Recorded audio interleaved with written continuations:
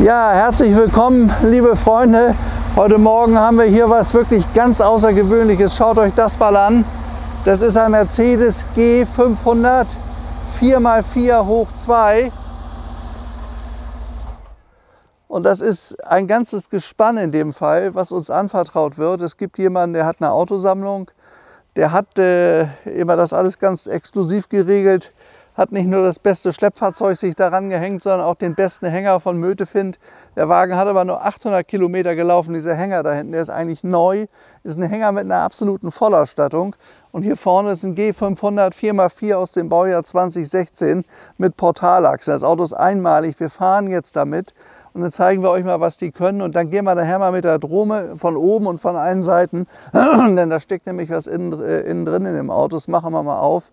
Und das zeigen wir euch. Also das ist wirklich ganz außergewöhnlich. Wer das komplett kaufen will, der kann das komplett kaufen. Wir können aber auch alles einzeln verkaufen. Und was das einzeln bedeutet, zeigen wir euch jetzt mal.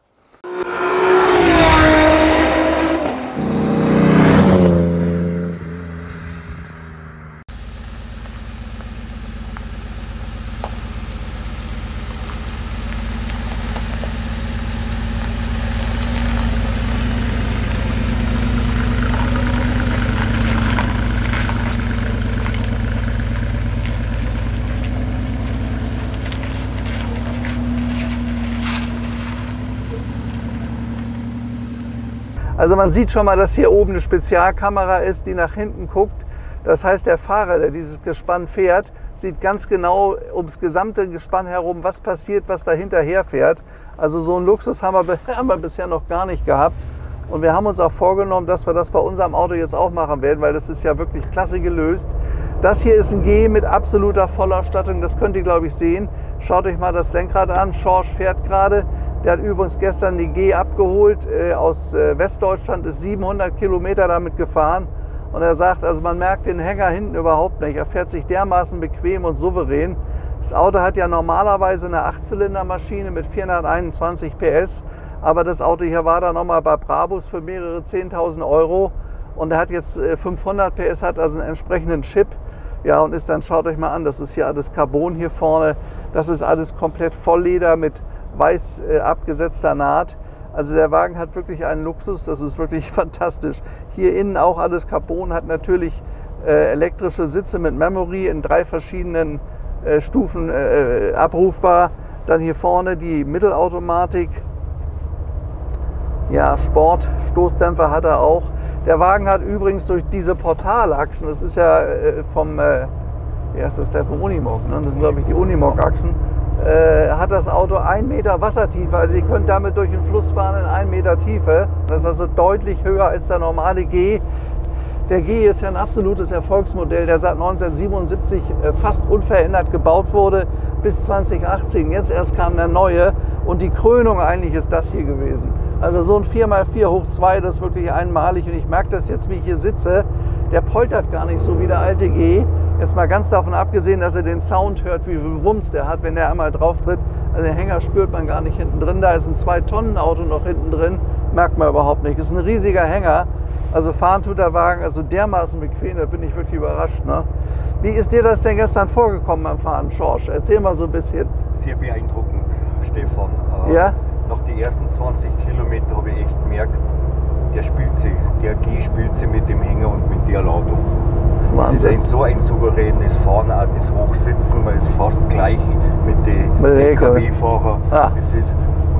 Man ist so breit wie ein LKW und man merkt das gar nicht. Der lässt sich so gut handeln, ja. Man merkt nicht, dass man hinten über 3 Tonnen dran hat. Ja. Also bemerkenswert. Also hinten hat man über 3 Tonnen dran und der Wagen selber wiegt übrigens knapp über 3 Tonnen. Also 3 Tonnen und 50 Kilo, 3050. Aber das ist wirklich das optimale Schleppfahrzeug. Übrigens, der Wagen hat einen Neupreis von 230.000 Euro. Er hat jetzt 20.000 Kilometer gelaufen. Also ich sage mal, der ist gerade mal eingefahren.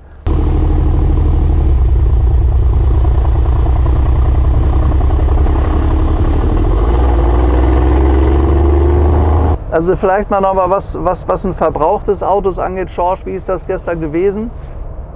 Ich war sehr beglückt. Ich habe so mit 30 Litern gerechnet, ne, für so ein Gespann. Und habe tatsächlich einen Durchschnittverbrauch von 20, 21 Litern gefahren. 21 mal 21,5, aber über 21,5 bin ich nicht gekommen. Und das ist beeindruckend. Und wie wir in Bayern sagen, von nichts kommt nichts. Ne? Ja, so ist es. Muss ich auch sagen, ich habe den ja mal gehabt als normalen G500. Da hatte ich immer um die 20, 21 Liter, aber so normal gefahren. Aber wenn der hier nur mit Zug und mit allem drumherum 20 Liter verbraucht, ist natürlich erstmal viel, das ist klar. Nur wenn ich mir überlege, was da hinten dran hängt und was da bewegt wird, wie Schorsch eben gerade schon sagte, es ist wirklich nicht viel. Im Verhältnis passt das auf jeden Fall. Ich habe mir schon gedacht, am Anfang auch mit einem Geländewagen über 700 Kilometern. Aber das ist ja Luxus, ist ja absoluter Luxus hier. Ich habe dann jeden Kilometer echt genossen. Ja? Ja, das war echt toll. Also wir haben ja in der Firma, wir haben ja auch ein Schleppfahrzeug, wir fahren ja Defender, das habt ihr sicher schon gesehen. Und dann haben wir noch einen Mercedes-LKW, aber ich glaube, das hier ist einfach noch mal besser. Wenn wir das geahnt hätten, hätten wir uns sowas vielleicht sogar zulegen sollen. Also das Auto ist wirklich fantastisch.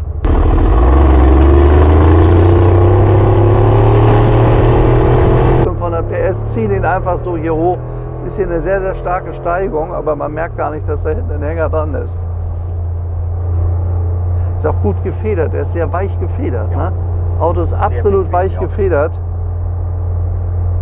Ich habe eine ganze Zeit lang, bin ich ehrlich, gedacht, wozu braucht man eigentlich so ein Auto? Aber jetzt, wo ich mit dem mal fahre, das ist echt ein Luxus. Da muss ich wirklich sagen, ist ein großer Wurf.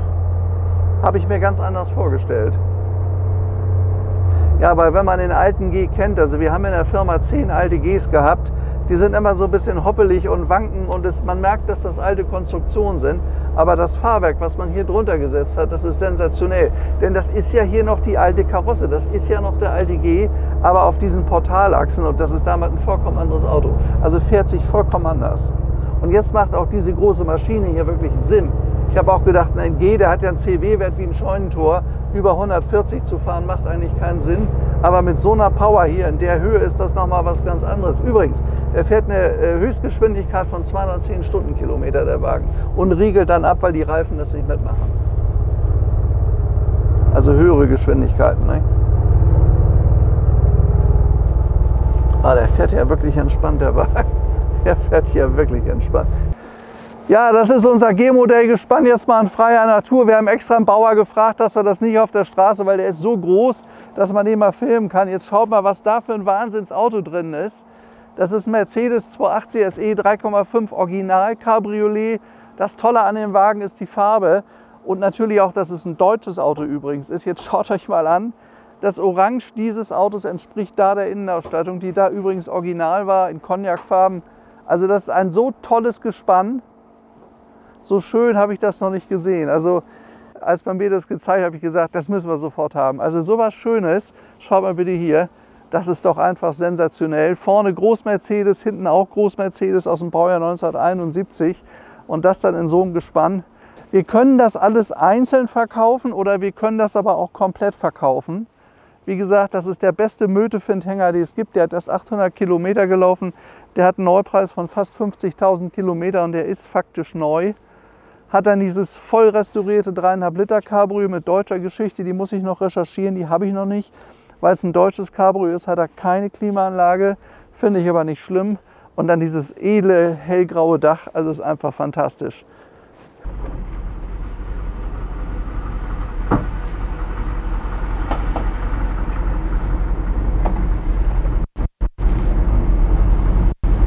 Also das hier ist einer der schönsten Mercedes Cabriolets aus meiner Sicht, die jemals gebaut wurden.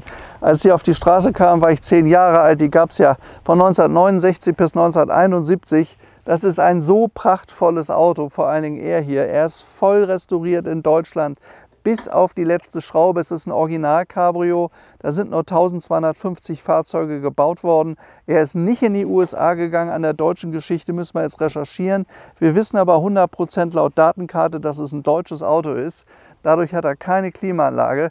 Aber schaut euch mal die Konstellation an. Der Chrom ist neu, das ist alles gemacht und es ist alles so restauriert, wie es im Original auch gebaut wurde. Jetzt muss ich wieder mal das Original, das Wort verwenden. Ich weiß leider kein besseres dazu.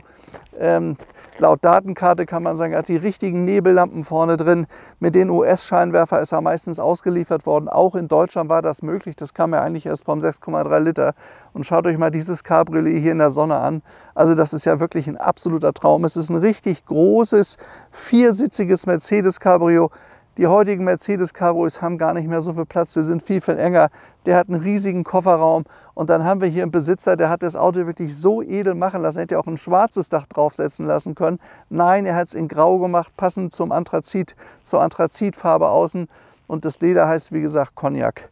Das ist cognacfarbenes Leder, also ein wunderschöner Wagen. Wir fahren jetzt noch ein bisschen damit.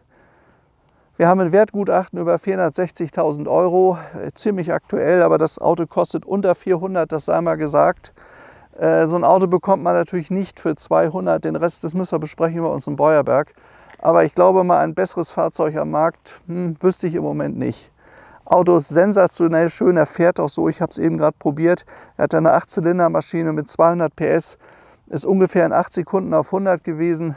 Ist gut 200 Stundenkilometer Spitze schnell gewesen.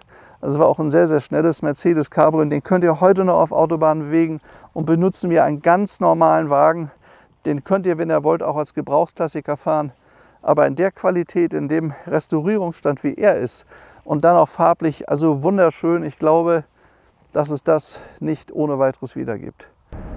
Die Autos waren sowohl als Coupé als auch als Cabrio sehr, sehr gesucht. Und weil die Cabrios heute so teuer sind, die Original-Cabrios, gibt es doch einige, wo man dann das Dach kurzerhand vom Coupé abgeschnitten hat. Und die Autos kosten nur längst nicht das und haben auch längst nicht die Originalversteifung wie ein echtes Cabrio. Da müsst ihr immer gucken. Original Cabriolet hat die Nummer 027 in der Reihenfolge und ein Coupé 026. Also wenn euch ein Cabrio angeboten wird mit einer 026er Nummer, Vorsicht, das ist ein Coupé. Oder wenn hier vorne ein Schiebedachschalter im Cabrio ist, ist auch was nicht richtig. Da müsst ihr auch aufpassen. Ja, also unser Auto zeigt sich wirklich in einem neuwertigen Zustand. Der Wagen ist vor einigen Jahren voll restauriert worden von einer absolut renommierten Adresse, die ich kenne, die schwerpunktmäßig bei Mercedes unterwegs ist. Hier könnt ihr sehen auf dem Tacho 33.200 Kilometer. So viel ist das Auto gefahren seit der Vollrestaurierung. Also ist natürlich schon mal gut eingefahren, kann man sagen. Aber schaut euch mal an, ob das hier der Chrom ist bei den Schiebereglern für die Heizung, die sitzt hier vorne. Das ist alles neuwertig. Ob das Holz ist, es ist neuwertig und wirklich von erlesenster Qualität. Ob es das Becker Grand Prix ist, voll restauriert in einem Top-Zustand. Ob es die schönen Armaturen sind, die alle neuwertig sind. Wenn so ein Auto älter ist und auch viel bewegt wurde, haben die dann öfter mal Pickerchen überall. Das hat er nicht. Man hat hier damals alles original Mercedes Neuteile reingebaut. Und das gleiche gilt auch für dieses wunderschöne weiße Lenkrad, was natürlich optisch toll passt zu dem ganzen Auto. Ja, hier hat er die Mittelautomatik noch mit der schönen Chromschaltkulisse. Die ist ja später bei den Nachfolgemodellen aus Plastik gewesen. Das ist alles noch Chrom. Das ist halt eben noch ein Auto, da hat man aus dem Vollen geschöpft und hat Materialien verwendet, die dazu geführt haben, dass man wirklich stolz war, so einen Wagen fahren zu können. So, jetzt kommt ein Smart. Das ist heute die neue Generation Mercedes, die sieht so aus. Na gut, also ich meine, das ist der letzte Wagen, also aus meiner Sicht der letzte Wagen, der höchstwertig gebaut wurde. Er hat elektrische Fenster hier, aber ich benutze die gerade, ihr seht das hier, damit es nicht zieht. Dann hat er ein gefüttertes Verdeck oben. Alles aus Originalstoffen. Original Sonnenland ist immer verwendet worden von Mercedes. Und man merkt also, wie er hier fährt, die 8-Zylinder-Maschine säuselt dahin. Der Wagen, der befindet sich wirklich in einem hervorragenden Zustand. Der ist also nicht nur optisch, Karosserie, Lack. Das ganze Fahrwerk ist erneuert worden. Jedes Detail, was nicht in Ordnung war, ist gemacht worden. Es sei vielleicht erwähnt, ein Auto in dieser Qualität, die gibt es ja auch bei Brabus heute zu kaufen. Da verlangt man dann um die 700.000 €. Also 700.000 € kostet unser Auto bei weitem nicht. Ich weiß ja manchmal nicht so ganz, wie man auf diese Preise kommt. Aber diese Autos, weil sie so selten sind und weil man sie wirklich toll benutzen kann, haben ihren Wert und die werden ihren Wert auch behalten.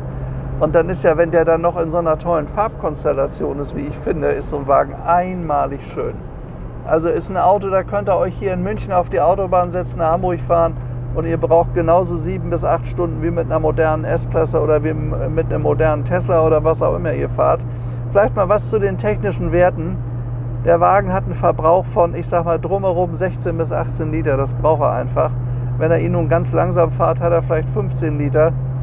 Wenn er drauf tretet, vielleicht auch 20 Liter. Aber ihr könnt mit dem Wagen 200 Stundenkilometer schnell fahren. Das war damals eine ganz, ganz neue Maschine.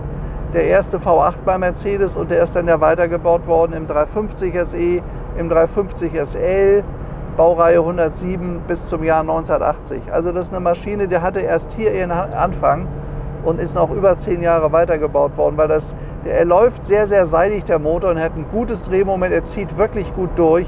Das ist ein Auto, was man wirklich gut bewegen kann. Übrigens noch nett aus den 60er Jahren. Hier das Mittelinstrument. Das ist ja hier die Lederbrille, wo links der Drehzahlmesser ist, bis 6.500. Da vorne haben wir den Tank. Da unten ist Öldruck. Da ist die Temperatur. Oben links und rechts waren die Blinker. Das könnt ihr hier sehen. Also das ist noch aus den 60er Jahren. Hinten auch noch die angedeuteten Flossen bei dem Wagen. Sind ja auch eigentlich noch 60er Jahre Zeitzeugen. Aber das macht das Schöne an diesem Wagen aus. Also er hat die Technik schon der 70er Jahre. Aber noch das Design der End-50er, Anfang 60er Jahre. Ja, also ich finde einer der schönsten Cabrios, die Mercedes jemals gebaut hat. Und er fährt auch ganz, ganz elegant und sehr, sehr entspannt und bequem. Man hat diese tollen, schweren Ledersitze aus originalem Leder hier, das könnt ihr sehen, mit den schönen Armlehnen, wo ich hier drauf lehne. Also man sitzt hier wirklich wie in so einem Clubsessel. Und wenn man da mal drauf tritt, das können wir gleich mal machen, der geht auch gut nach vorne. Schau mal, der beschleunigt richtig. Da kommt richtig was. Das geht jetzt so weiter bis gut über 200. Und trotzdem ist er leise, das Verdeck pfeift nicht. Also wirklich ein toller Wagen. Übrigens bei dem Auto hier auch die Sonnenblenden auch aus Leder. Das hat man danach dann geändert. Da war das alles aus Plastik. Hier ist der Fensterrahmen hier oben, der außen aus schwerem Chrom ist. Ist hier alles aus Leder. Und auch hier, schaut euch das mal an, noch die schönen Ausstellfensterchen, auch alles schön in Chrom gehalten. Da waren Wagen eben noch aus Metall und nicht aus Plastik wie heute. Das macht eigentlich den wesentlichen Unterschied. Man hatte den Eindruck, dass man was kauft, was lange hält. Und das ist auch der Punkt. Das Auto ist ja mittlerweile hier über 50 Jahre. So was hält wirklich tatsächlich lange. Man muss es halt nur pflegen. Ja, und da müsste man mal drüber nachdenken in der Automobilindustrie, ob man nicht wieder nachhaltige Autos baut von anderer Qualität, die aber dann in 50, 60, 70 Jahren als Oldtimer immer noch benutzt werden und gefahren werden können. Das ist bei dem Auto hier auf jeden Fall möglich.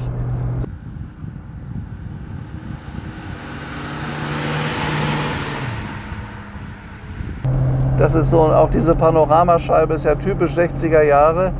Man hatte sich damals auch nicht nehmen lassen, das hier mit edlen Hölzern zu verkleiden. Das geht dann hier oben in Leder weiter. Das ist einfach im Detail toll gemacht. Übrigens hat das Auto damals 35.000 Mark gekostet. Wenn ihr euch den damals neu gekauft habt, 35.000. Der 6,3 Liter Mercedes mit der schweren Maschine M100 kostete 39.000. Und es sind ja weltweit nur relativ wenige von dem Wagen hier gebaut worden. Die meisten in den USA. In Deutschland hat man die Autos im Straßenverkehr damals so gut wie gar nicht gesehen. Also jedenfalls nicht als Cabrio. 3,5 Liter Coupés gab es doch schon einige. Auch einer der schönsten und elegantesten Coupés, die jemals gebaut wurden. Das Tolle hier an dem Wagen ist halt eben die Farbe, wie ich meine. Die Farbkonstellation neben der wirklich erstklassigen Qualität. Ja, jetzt mal einen kleinen Blick für euch in den Motorraum.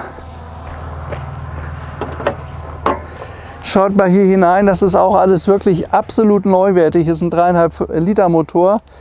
Fahrgestellnummer 027, darauf müsst ihr immer achten. Ist übrigens ein sehr spät gebautes Auto von 1971, danach war Ende. Hat auch eine ganz besondere Batterie, die man nicht laden braucht, hat mir der Eigentümer erklärt. Dieses Miniteil, das ist ja nun auch mittlerweile hier die Zukunft. Der Motor ist übrigens neu, das ist ein Daimler-Benz Werksaggregat, ein neues gewesen, weil der alte war einfach aufgefahren. Und man muss dazu sagen, das Auto hatte mal die Nummer 050, der war mal weiß. Aber da er dann sowieso komplett renoviert werden musste, hat man gesagt, gut, dann machen wir wirklich die optimale Farbe und die optimale Qualität bei dem Auto. Deswegen sieht der Wagen heute so aus, wie er jetzt ist. Also hier am Heckdeckel könnt ihr sehen, 3,5 heißt bei diesen Autos immer 8-Zylinder-Maschine, 280 SE, S-Klasse Cabrio. Hier hinter ist der Deckel, könnt ihr sehen, zum Tanken mit den ganzen Luftdrucktabellen. Also im Detail alles wirklich neuwertig. Auch hier der Chrom, die Rückleuchten. Schaut euch mal die Stoßstangen, das ist alles fabrikneu. Und alles Originalware, nicht irgendwelche Nachbauteile oder so, sondern original made by Daimler-Benz. Ja, so sieht so ein Auto aus. Jetzt schaut mal hier von dieser Seite vielleicht noch mal hinein. Dieses wunderschöne Leder hier vorne. So sieht das aus. Der Wagen ist ja ganz, ganz leicht benutzt worden. Nur Original-Teppichschlinge, originales Wurzelholz. Und das wirklich in einer Qualität, das ist wirklich toll. Wir haben den Wagen jetzt noch nicht im Service gehabt. Der muss noch sauber gemacht werden. Der wird noch mal aufpoliert, gereinigt. Das haben wir nicht gemacht.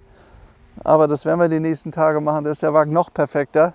Schaut euch das mal an. Also das ist wirklich ein Bild von Auto. Eine wunderschöne Linie. Eine wunderschöne Linie.